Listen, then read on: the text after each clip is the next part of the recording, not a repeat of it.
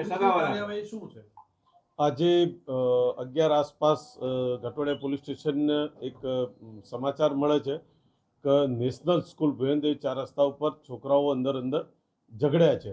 આ માહિતી મળતા ઘટોડિયા પોલીસ સ્ટેશનના સ્ટાફ ત્યાં પહોંચી જાય છે અને ત્યાં જઈને તપાસ કરતાં ખબર પડે છે કે સ્કૂલની ગેટની બહાર છોકરાઓ ઝઘડેલા હતા. એમાં હકીકત એવી છે કે જે છોકરાને વાગ્યું છે એ છોકરાને અગાઉ એકાદ મહિના 2 મહિના પહેલાં અંદર આ જે સામેવાળા છોકરાઓની જે સાથે બોલાચાલી થયેલી એ બોલાચાલી એ થયેલી ને એ મેનું કંઈક ચાલતું હશે અને આજ સવારે ગેટ આગળ લગભગ આ સ્કૂલમાં ભણતા 3-4 છોકરાઓ ને એમના મળતિયાઓ જે છોકરાઓ છે એ બધા ભેગા થઈ અને એકદમ સ્કૂલના ગેટ ઉપર આ છોકરાઓનો ફેટથી ખેંચી જઈ અને માથાના ભાગે એક છોકરાને વાગ્યું છે. બીજો જે છોકરો છે એને આગળીના ભાગે ચપ્પુ પકડવા જતાં ઈજા થઈ છે અને ત્રીજા છોકરાને મૂઠમાર વાગ્યો છે. અને પોલીસ આ પ્રકારની વારદાત બનતા આ પ્રકારની ઘટના બનતા હરકતમાં આવી અને હાલ પોલીસ એની તપાસ ચલાવી રહેલ છે. 3 મહિના પહેલા શું ઝઘડો હતો? કયા કારણે ઝઘડો હતો?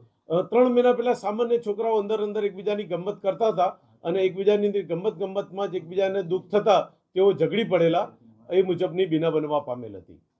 હુમલો કરનાર વિદ્યાર્થીઓ છે તે આ જ સ્કૂલના હતા, અન્ય સ્કૂલના હતા? સામે જે વિદ્યાર્થી સાથે માથાકૂટ થઈ હતી તે ક્યાંનો હતો? શું વિગત? કુલ 4 છોકરા છે એ ત્યાં સ્કૂલમાં જ ભણે છે અને એમના એક છોકરાના બીજા ભાઈ છે એ લોકો પણ એમનું ઉપરાળું લઈને આજ આવેલા અને આ છોકરાઓને માર માર્યો છે. માથામાં ઈજા થયેલી છે, એકના આગળી ઈજા થયેલી છે ને એકના મૂઢમાર મારેલ છે. આવી એક બીના બની છે અને હાલ પોલીસ સ્ટેશન આ જે કામના ભોગ બનનાર છે એને બોલાયેલા છે પોલીસ સ્ટેશન અને એની ફરિયાદ અમે લઈ રહ્યા છે અને આગળની તજવીજ ચાલુ છે. હુમલો કરનાર વિદ્યાર્થીઓને લઈને શું તપાસ?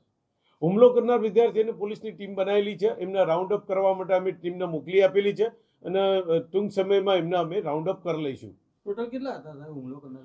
ટોટલ જે ભોગ બનનાર છે એનું કહેવું છે કે 8 થી 10 માણસો છોકરાઓ હતા. એમાં 4 છોકરાઓ તો સ્કૂલના હતા અને 2 છોકરાઓ આ છોકરાના ભાઈ હતા. એ મુજબની હકીકત જણાવતા હોય એનું વિગતવારની અમે અત્યારે ફરિયાદ લઈને એની કામગીરી ચાલુ છે. સાહેબ, કઈ રીતની ફરિયાદ દાખલ કરવામાં આવશે? ક્રોસ કરવામાં આવશે કે કઈ રીતની કઈ કલમો? હાલ જે હકીકત પોલીસ પાસે છે એમાં ક્રોસ ફરિયાદ જેવું છે જ નહીં.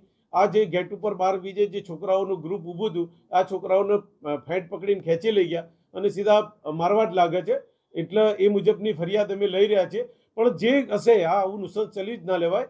અમે સખત જે કાયદાના દાયરામાં રહીને સખતમાં સખત પગલાં ભરવા જઈ રહ્યા છીએ.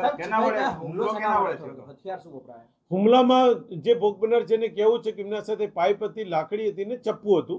આ મુજબનું છે. એમાં એક દીકરાના માથાના ભાગે વાગ્યું છે, બીજા દીકરાને ટચલી આંગળીએ વાગ્યું છે અને એક જે દીકરો છે અને સ્ટુડન્ટ છે એને મૂઠમાર મારેલો છે. ચપ્પુ મારવાનો પ્રયત્ન કરવામાં આવ્યો હતો કે ઝપાઝપી દરમિયાન વાગી ગયું છે? હવે એ અમે હાલ રાઉન્ડ અપ કર્યા પછી વિગતવાની પૂછપરછ કર્યા પછી ખબર પડશે. પણ ચપ્પુ હતું ને આગળીના ભાગે વાગ્યું છે. હોઈ શકે કે પકડવા ગયો હોય અને એને વાગ્યું હોય યા મારવા ગયો ને પકડવા ગયો માગ્યો, પણ એની અમે તપાસ ચલાવી રહ્યા છીએ.